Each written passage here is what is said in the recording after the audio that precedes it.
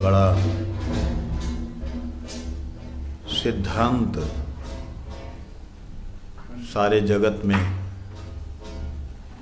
हमारे श्रील भक्ति विनोद ठाकुर जी महाराज ने प्रदान किया है, जो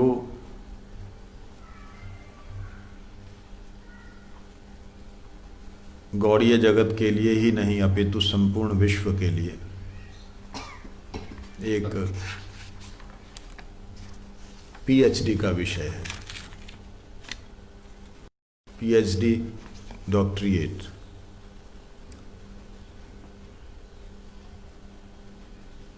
इस जैव धर्म में जीव का धर्म, जीव के स्वभाव के बारे में बतलाया है। धर्म का मतलब स्वभाव होता है, नित्य स्वभाव और नैमित्तिक स्वभाव, दो प्रकार के स्वभाव हैं।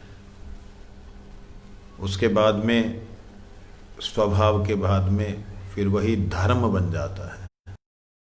जो स्वभाव है वही जब जीव को धारण करता है तो धर्म कहलाता है।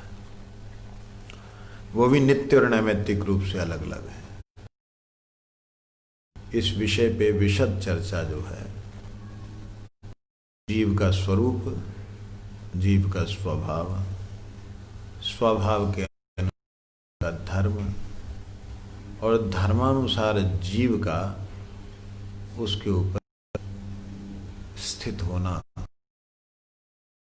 कैसे चलना है, किसके अनुगत में चलना है, ये सारी बातें भक्ति विनोद ठाकुर जी महाराज ने हम लोगों को कृपा करके बतलाई है। मेरे को हमारे एक गुरु भाई ने बोला कि महाराज जी आप जैव धर्म के चरणों का चिंतन करें। जैव धर्म भक्ति विनोद ठाकुर जी के द्वारा जो लिखित है, कई बार उसमें कई बातें समझ नहीं आती। अगर हमारे ग्रंथों में से अगर कोई सहज एकत्रित एक ही जगह किया हुआ सार गर्भित अगर कुछ जीव में आत्मा के विषय में है तो जैव धर्म है, लेकिन समझ में नहीं आता। तो मन में आया कि अच्छी बात है। और एक क्या बात है, चलने दो। उसमें क्या आदमी बोलते हैं तो अलग लगता है। ये तो अच्छा म्यूजिक है पीछे से कोई चिंता नहीं। दरवाजा तो आपका बंद ही रहता है।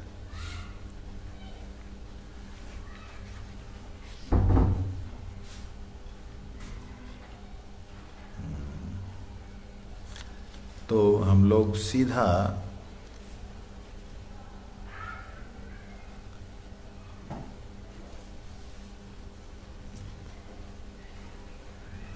चल रही है,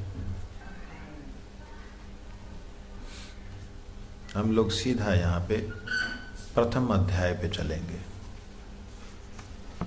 प्रथम अध्याय में भक्ति विनोद ठाकुर जी महाराज ने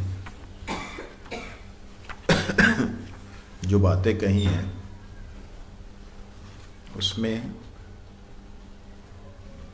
ये दशमूल तत्व के बारे में कहा मतलब है।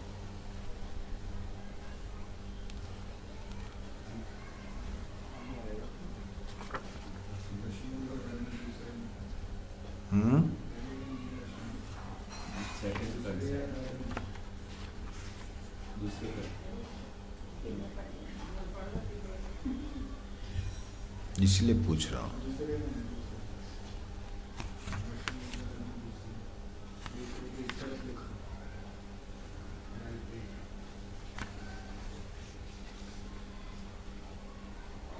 यहाँ पे हमारा जो गौड़ीय सिद्धांत है वो 10 बातों के ऊपर टिका है।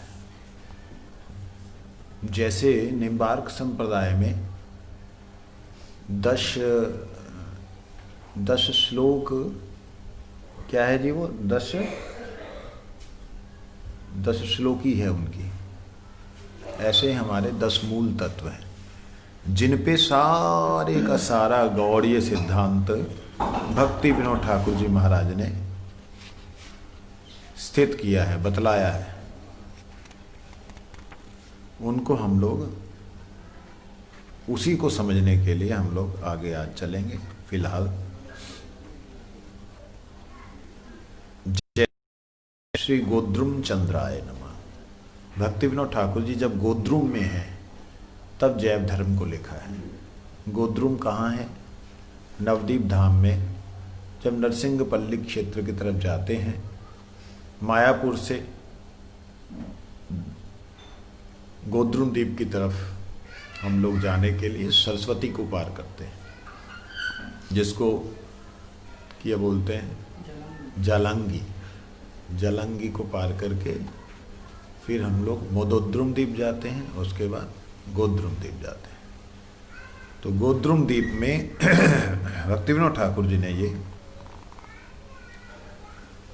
इसको लिखा है, इसलिए गोद्रुम चंद्राय का नाम उन्होंने नमः किया, उनको प्रणाम किया कि जो गोद्रुम में निवास करने वाले गौर सुंदर हैं उनको मेरा प्रणाम। जैव धर्म नित्य और नैमित्तिक धर्म मूलक प्रथम खंड। कितने खंड हैं? हैं? 4 खंड है। 3 खंड है ना? 3 खंड। तो प्रथम खंड में नित्य और नैमित्तिक धर्म के बारे में बताया है। इस पृथ्वी में जम्बूद्वीप श्रेष्ठ है। भारतवर्ष में गौड़ भूमि सर्वोत्तम है। गौड़ भूमि में नवद्वीप मंडल परमोत्कृष्ट है। इस नवद्वीप मंडल में एक स्थान में भगीरथी के किनारे गोद्रुम नाम का रमणीय जनपद नित्य विराजमान है। प्राचीन काल में गोद्रुम के श्री गोद्रुम के उपवन में अनेक भजनानंदी महात्मागण जगह जगह निवास करते थे। किसी समय वहीं श्री सुरभि के ने अपने लता मंडप में भगवान गौरचंद्र की आराधना की थी। उससे थोड़ी ही दूर पर प्रद्युम्न कुंज नाम की एक भजन कुटी थी। वहाँ सघन लताओं से ढकी हुई थी। एक कुटी के भीतर श्री प्रेमदास परमहंस नामक बाबा जी रहते थे। वे श्री भगवत पार्षद प्रवर प्रद्युम्न ब्रह्मचारी जी के शिक्षा शिष्य थे। बाबा जी निरंतर भजनानंद में मस्त होकर अपना समय बिताया करते थे। सर्वश्रेष्ठ स्थान भक्ति विनोद ठाकुर जी कहते हैं वो है नवद्वीप धाम, नवद्वीप मंडल, जहाँ 9 द्वीप हैं। ये एक अद्भुत स्थान इस धरती पे था किसी समय में, कि जहाँ पर ऐसे तो लक्षद्वीप हैं, आपने सुना होगा लक्षद्वीप के बारे में। लक्षद्वीप का मतलब था लाखों ऐसे छोटे छोटे छोटे छोटे टापू थे, लाखों थे, तब नाम लक्षद्वीप हुआ। तो वह लक्षद्वीप जो है,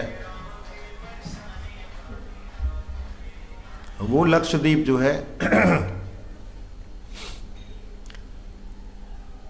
इधर उधर बिखरा हुआ था, परंतु समुद्र में भी नहीं और पूरी तरह एकदम भी नहीं। और गंगा जी ने, क्या नाम, जलांगी ने, जिसको सरस्वती लोग कहते हैं, अपनी धाराओं के द्वारा ऐसे करके एक आकृति बनाई थी जो कि 8 पत्तों की तरह चारों तरफ थी। लेकिन ऐसे नहीं था कि कमल के फूल की तरह ही, ऐसा नहीं था।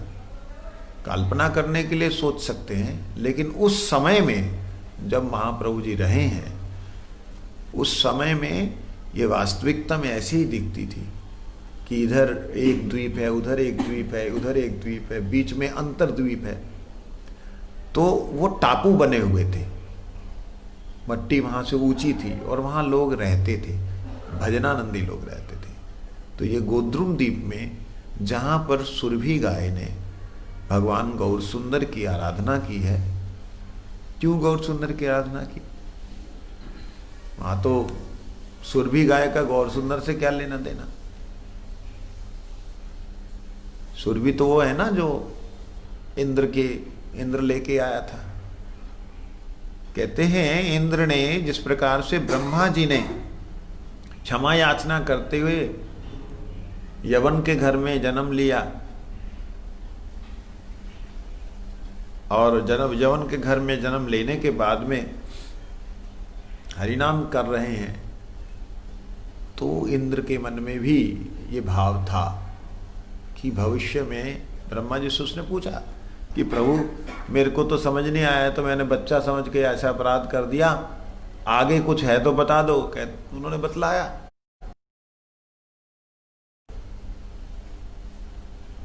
एक तरह से काल्पनिक स्टोरी कह सकते हो इसे। बतलाया कि भाई देख, मैं तो जा रहा हूं, तू भी जाकर के पूजा कर ले। किनकी? गौर सुंदर भगवान की। तो गौर सुंदर भगवान तो तब प्रकट ही नहीं हुए जब सुरभि आई। भगवान वहां पर नहीं कहते, नहीं ये प्रेम प्रदान करने वाला स्थान है, इसलिए गोद्रुमद्वीप नित्य धाम है। से यहाँ पे है हमारे सुरभि कुंड है ना, यहाँ गए थे गोवर्धन में सुरभि कुंड। तो ऐसे ही नवद्वीप धाम में भी यह सुरभि स्थान है। सुरभि कुंड की जगह सुरभि वन है, मतलब गोद्रुम वन, गायों के द्वारा गाय का ही वन। तो इस प्रकार से वहाँ गौर सुंदर की आराधना करने के नाते वो बहुत ही प्रसिद्ध स्थान, सिद्ध स्थान हुआ, जहाँ पर बड़े बड़े महापुरुष लोग साधना करते थे। कहते हैं उसी में प्रेमदास, श्री प्रेमदास परमहंस दास बाबा जी महाराज थे, जो कि प्रद्युम्न ब्रह्मचारी जी के शिष्य थे। प्रद्युम्न ब्रह्मचारी जी कौन? महाप्रभु के पार्षदों में से एक आते हैं। उनकी जैसे हमारे नित्यानंद वंश है, किसी का कुछ है, ऐसे प्रद्युम्न ब्रह्मचारी जी के शिष्य थे। प्रेमदास बाबा जी सभी शास्त्रों में पंडित होते हुए भी नंदग्राम से अभिन्न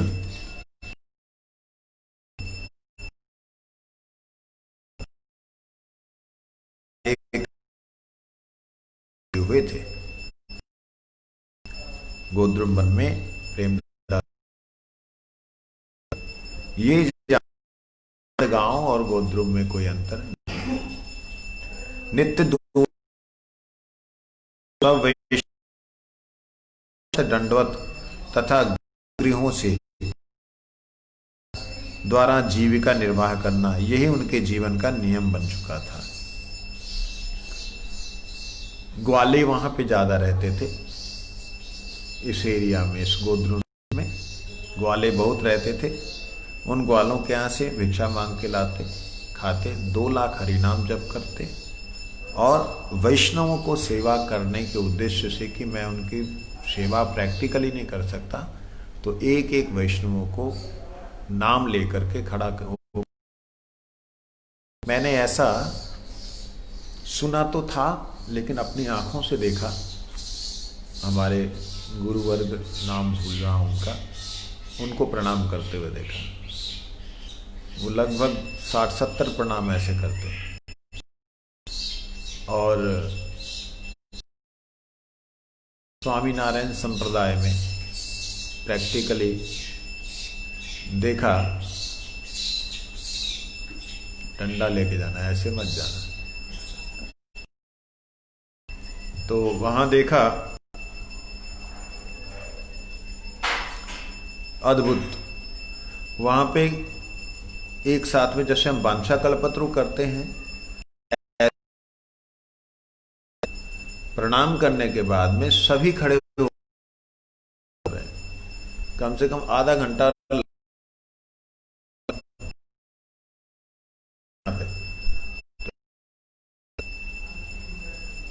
ऐसे ही यहां शत शत प्रणाम करते।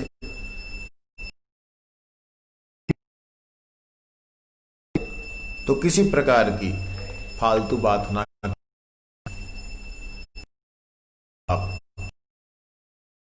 मतलब मलमूत्र से संबंधित वार्तालाप, इस संबंधित वार्तालाप, इसे ग्राम्य कथा कहते हैं।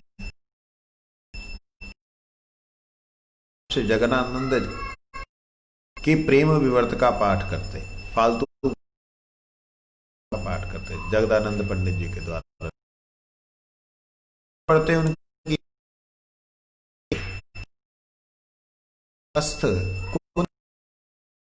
भक्ति के पाठ सुनते थे, पाठ करते थे, उसमें फिर वह हिलोरे लेना। कहते हैं अपलावित हो जाते और उनकी विष ज्वाला शांत हो जाती। ये लाइन बड़ी अटपटी सी दिख रही है। जब वो अपलावित हो गए तो विषय विष ज्वाला तो शांत हो ही जाएगी। कहते नहीं, फिर विषय विष ज्वाला बोलने का क्या कारण है? कारण ये है विरह विष ज्वाला नहीं है, समझे नहीं? इसका मतलब ये होता है कि जब भी कोई साधारण जीव भी, हम जैसा जीव गुरुदेव का संग करता है, गुरु जी के कीर्तन को सुन रहा होता है, मृदंग बजा रहा होता है। जब हम लोग कीर्तन करते थे, याद है हमें, उस वक्त ऐसे लगता था गुरु जी के एक सांस के ऊपर अपना जीवन दे दें। लेकिन वह संग, वह प्रभाव उस क्षण के लिए, उस समय के लिए पूरी तरह विष ज्वाला को नष्ट कर देता था, खत्म कर देता था।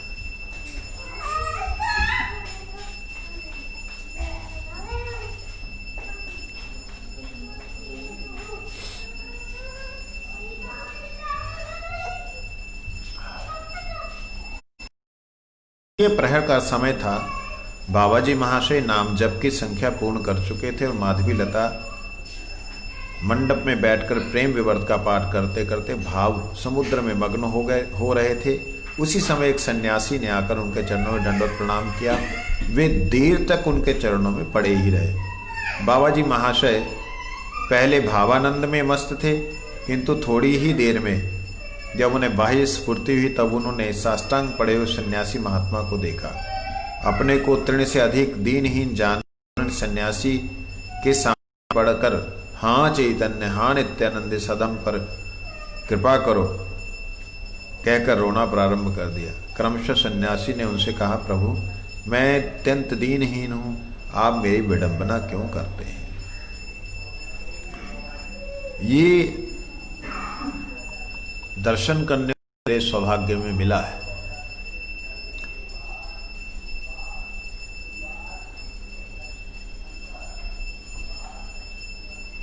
यहां पर बाबाजी महाराज जो हैं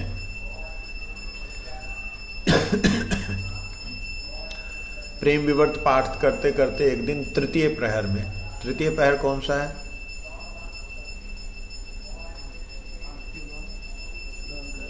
इसके बाद 10 बजे के बाद, 10 बजे तक समझो, ये लगभग इस समय में चतुर्थ पहर हो जाएगा। तो 2 पहर होगा तुम्हारा, वो दोपहर के बाद, दोपहर के बाद, ठीक है। तो उस तृतीय प्रहर में सन्यासी आकर उनके चरणों में उन्होंने प्रणाम किया। तो ये तो अपने भाव में कौन गया, क्या हुआ। बड़ी देर बाद जब उनका, तो उन्होंने देखा, अरे एक तो सन्यासी पड़ा हुआ, हाँ चैतन्य, हाँ गौर सुंदर, हाँ नित्यानंद प्रभु बोल करके धरती पे, और उनको साष्टांग प्रणाम करने लगे बाबाजी महाराज, और रोने शुरू कर दिया कि आप सन्यासी होकर के ये क्या कर रहे हैं। मैंने देखा ये बाबाजी महाराज जो अंदर हमारे बैठे हुए हैं, कृष्णदास बाबाजी महाराज, जहाँ और भी महात्मा लोग, जब मैं प्रणाम करता हूँ, हालांकि कई सन्यासी महाराज लोग, अभी बड़ा संकोच होता है। मैं उन लोगों का बच्चे किस तरह हूँ, छोटा सा हूँ, लेकिन ये चीज वो सन्यासी देख पा रहा है कि मैं बाबाजी के सामने तो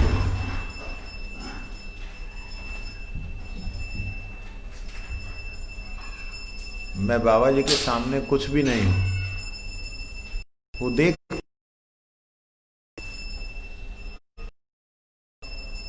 जैसे हम देख पाते हैं, मैं समझ पाता हूँ कि इन बाबा जी इन महाराज लोगों के सामने हम,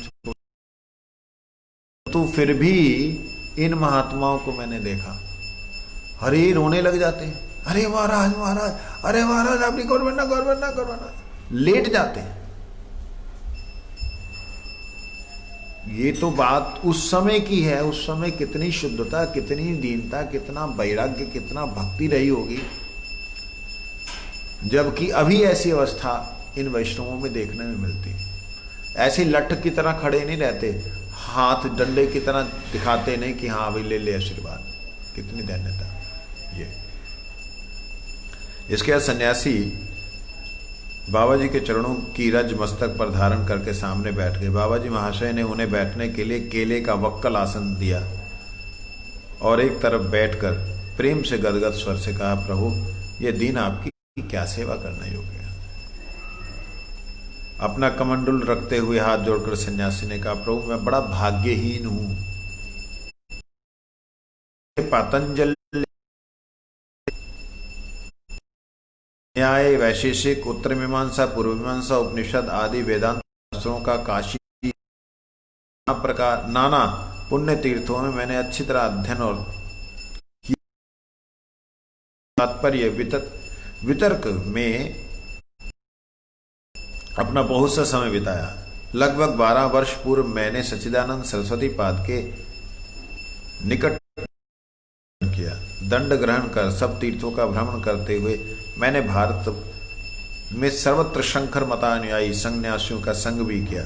कुटिचक, बहुदक, हंस इन 3 अवस्थाओं का अतिक्रमण करके कुछ ही दिनों पहले मैंने परमहंस पद भी किया। ये क्या है? कुटिचक, बहुदक, हंस, परमहंस, मालूम है? ये सन्यास है। सन्यास के अलग अलग नाम है। कुटिचक, बहुदक, हंस, परमहंस। सन्यास में शिखा रहती है, ये सूत्र रहता है। बहुदक में शिखा और सूत्र को जाता है। हंस में ये वस्त्र हटा दिए जाते हैं। परमहंस में खाना पीना छोड़ छोड़ करके एकदम। इस प्रकार से कह रहे हैं वो अपने बारे में। मौन अवलंबन पूर्वक वाराणसी क्षेत्र में अहम ब्रह्मस्मि प्रज्ञानम ब्रह्म तत्त्वमसि आदि शंकराचार्य कथित महावाक्यों का आश्रय भी मैंने किया, किंतु जिस प्रकार का सुख और आत्मिक संतोष मिलना चाहिए वह नहीं मिल पाता।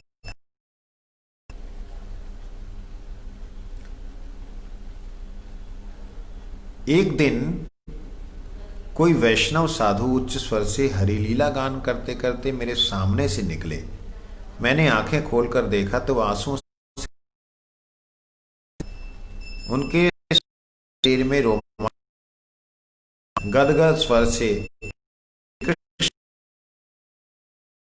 नाम का कीर्तन कर रहे थे।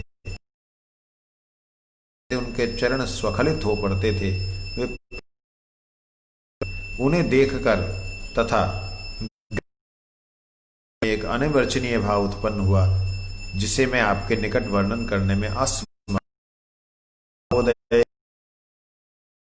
तथापि परमहंस पद की मर्यादा रक्षा करने के लिए उनसे कुछ भी वार्तालाप न कर सका। हाँ, धिक्कार है, मुझे धिक्कार है मेरी पद और मर्यादा को, धिक्कार है मेरे भाग्य को।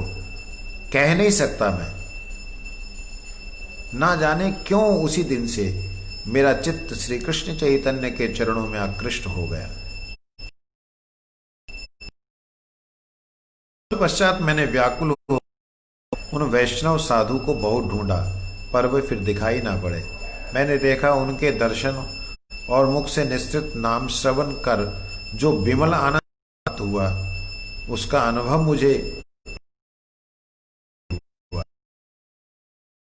निश्चय किया, विचार कर निश्चय किया कि वैष्णव का चरणाश्रय लेना ही मेरे लिए श्रेष्ठ कर है। मैं काशी छोड़कर श्री मैं मैंने अनेक वैष्णवों को देखा जो श्री रूप सनातन और जीव गोस्वामी का नाम लेकर विलाप करते हैं। वे राधा कृष्ण की लीलाओं का स्मरण करते हैं, नवदीप का नाम लेकर पृथ्वी पर गिर पड़ते हैं। ये की हुई तब ब्रजराशि की परिक्रमा करते हुए मैं नवदीप में आया, मायापुर में आया और आपकी महिमा सुनकर आज मैं आपके सामने आया हूँ। आप इस दास पर अपनी कृपा पात्र समझते हुए कृतार्थ करें। परमहंस बाबा जी महाशय ने दांतों से तिनका दबाकर रोते रोते ठाकुर से कहा, दांतों में तिनका दबाकर का घास उठा के मुंह में डाल लिया। उस वक्त का ये एक दैन्य उक्ति का एक तरीका होता था। उस वक्त ऐसा होता था कि जैसे कोई बोलने लगता तो जैसे अपने आप को क्या करें, तो वास्तविकता में जैसे गाय होती है, गाय मुंह में घास लेकर के चुपचाप खड़ी रहती, ऐसे भाव से कि मैं तो गाय से भी दीनहीन हूँ, पशु से भी दीनहीन हूँ, और मेरी आप क्या प्रशंसा कर रहे हैं प्रभु। रोते रोते बोलने लगे, मैं नितांत अपदार्थ हूँ, उदर पूर्ति, निद्रा और व्यर्थ की बातों में मेरा जीवन व्यर्थ हो गया। यह अवश्य है कि मैं श्री कृष्ण चैतन्य की लीला स्थली में रहकर दिन अतिवाहित करता हूं, किंतु कृष्ण प्रेम क्या वस्तु है इसे आस्वादन के द्वारा अब तक नहीं समझ पाया। आप धन्य हैं क्योंकि आपने क्षण भर के लिए तो समझा। वैष्णव दर्शन कर आपने प्रेम का आस्वादन तो कर लिया। आप श्री कृष्ण चैतन्य देव के कृपा पात्र हैं। इस अधम को प्रेमास्वादन के समय कभी कभी अवश्य स्मरण कर लिया करें, मैं कृतार्थ हो जाऊंगा। कहते कहते बाबा जी ने सन्यासी को गले लगा लिया और आंसुओं से तरबतर कर दिया। सन्यासी महाराज ने वैष्णवों के अंग का स्पर्श पाकर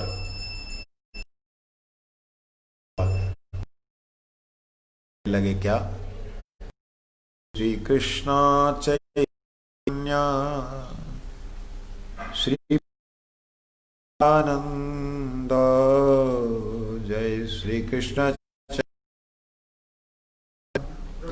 प्रभु नित्यानंद, प्रेमदास गुरु जय भजन आनंद,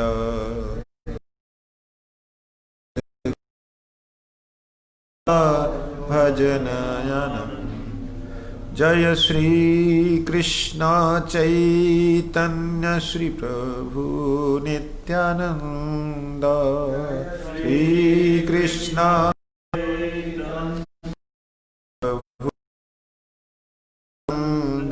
जय प्रेम दास गुरु जय भजन आनंद, जय प्रेम दास गुरु जय भजन आनंद।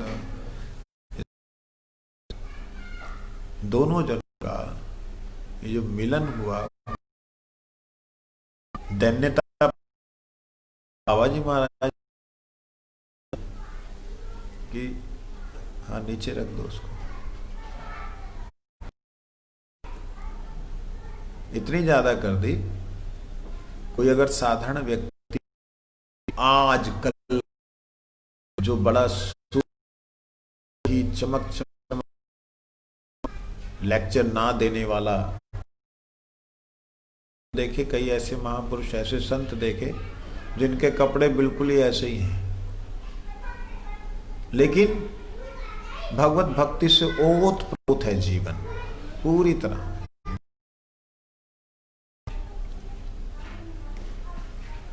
तरह भरा हुआ जीवन।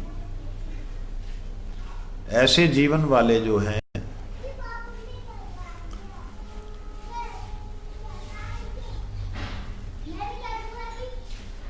इशारा करना पड़ता है तुम लोगों को।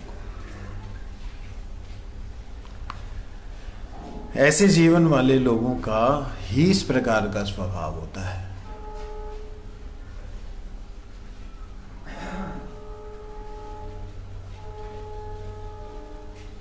हर किसी का नहीं होता।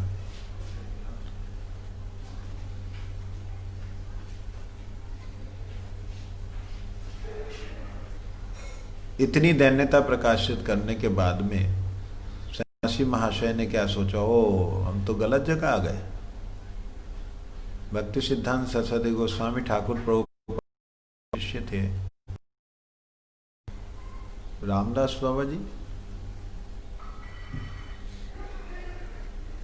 जो कि खेत में काम करते थे, खेती का काम करते थे। तो उनके पास एक बहुत विद्वान,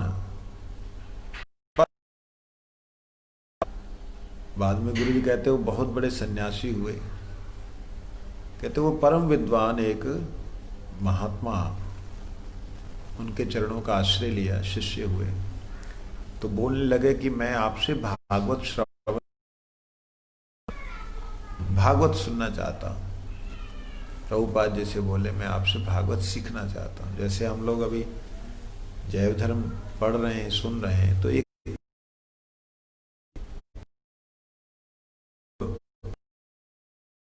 मेरे पास तो समय नहीं है,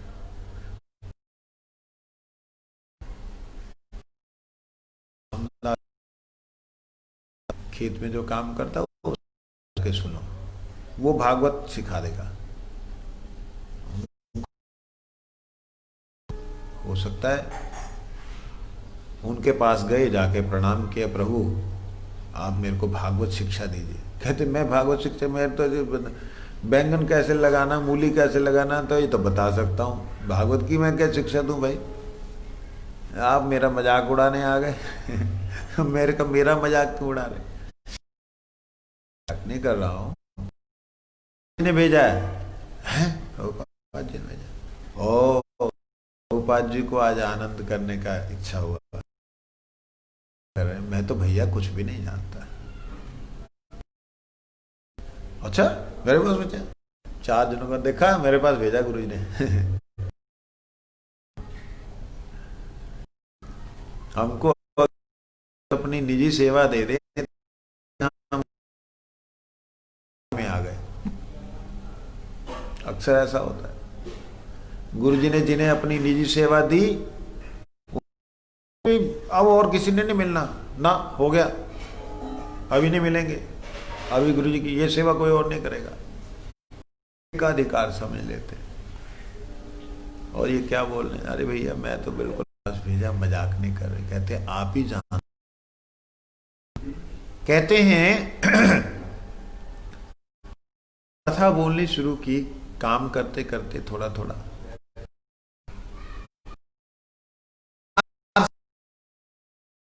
ने जो कहा है, मोटी बात पहले और सूक्ष्म, ये जो मैं बैंगन लगा रहा हूं ये करता है करने, तब जो महान कि हाँ यही जानते हैं सही रहस्य, क्योंकि इन्होंने सब्जी को किसी रसोईया या कोई रसोई बनाने वाले का नाम का आभूषण बन जाता है। प्रभुपाद जी से किसी ने पूछा, 4-4 घंटे लगातार 2-2 घंटे पाठ किया जाए तब जाके 2 महीने पूरा होगा। तो हम लोग मूल रूप से प्रथम अध्याय में क्या शिक्षा है, फिर दूसरे में क्या शिक्षा है, मूल रूप से हम लोग श्रवण करेंगे कल से। वंशा कल्पतरुश्च कृपा सिंधु पतितानां पावनेभ्यो वैष्णवेभ्यो